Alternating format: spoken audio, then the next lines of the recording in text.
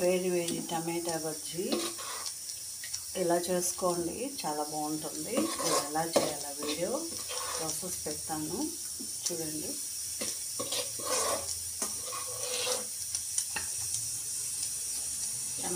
టమాటా బజ్జీ చేసుకుందాం రండి. ఇలా చేసి పెట్టుకుంటే ఒక 2 days కూడా టమాటా బజ్జీ అనేది ఉంటుంది. కొద్దిగా చేసుకున్నాను.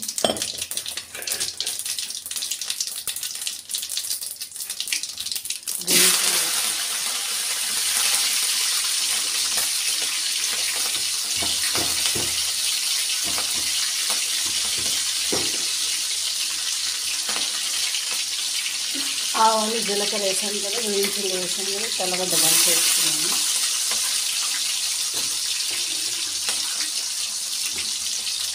ఆనియన్, కర్రీ లీవ్స్,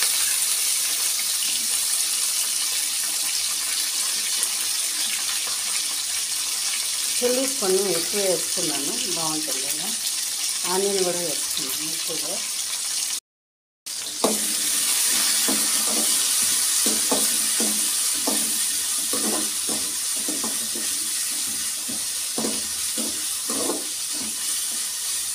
ఇలా చేసుకొని రైస్ చేసి లంచ్ బాక్స్ కూడా పిల్లలు చేసి చేయొచ్చు, బాగుంటుంది. మీరు కావాలంటే పప్పులు కూడా వేసుకోవచ్చు దాంట్లో. కాసేపు వేగనిద్దాం. వేసేసాను, టమాటో వేసేసి సాల్ట్ వేసాను, కాసేపు పొడి వేసేస్తాను.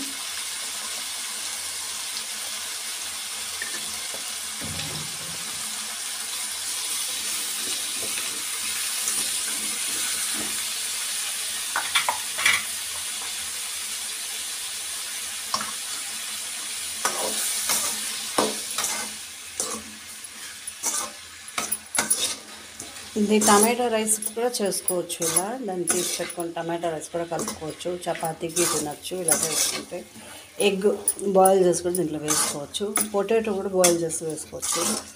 ఇలా చేసుకొని చాలా డిఫరెంట్గా ఉంటుంది. అది బాగా మెత్తబడినాక మళ్ళీ మిరప్పొడి వేసుకున్నాము. మీరు కావాలంటే చికెన్ మసాలా కూడా వేసుకోవచ్చు. మిరప్పొడి వేసుకుంటే కూడా టేస్ట్గా ఉంటుంది. టమాటా బజ్జీ చూసాగా ఎంత జ్యూసీగా, వాటర్ అయితే వేయలేదు, ఎంత బాగుంది. ఇప్పుడు దానికి మిరప్పొడి వేసేస్తాం. మనం ఆల్రెడీ చిల్లీ ఎక్కువ వేసినాం కాబట్టి 1 స్పూన్ వేసుకుంటాం. నేను 1.5 స్పూన్ వేసి కారం చూసుకున్నాక మళ్ళీ వేసుకుంటాం. సాల్ట్ అన్నీ వేసేస్తాం కదా.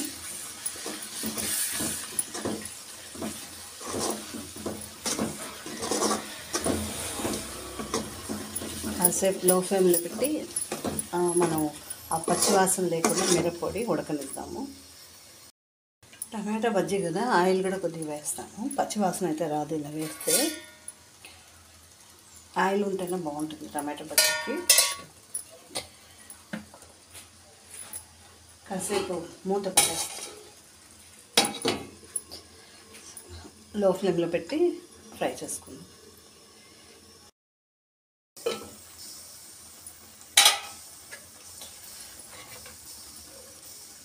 లో ఫ్లేమ్లోనే పెట్టి దీన్ని చూసారా, కలర్ఫుల్గా టేస్టీ టమాటా బజ్జీ రెడీ. మీరు చపాతీ కన్నా తినొచ్చు, రైస్కి వేడి రైస్కి నెయ్యి వేసుకొని తినొచ్చు, బాగుంటుంది. అట్ లాస్ట్ ఫైనల్ కొత్తిమీర వేసేస్తాను.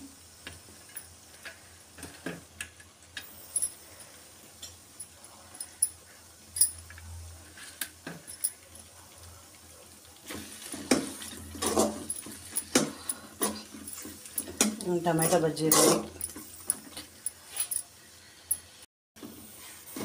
టమాటా బజ్జీ రెడీ. బౌల్లోకి సర్వ్ చేసుకుందాం.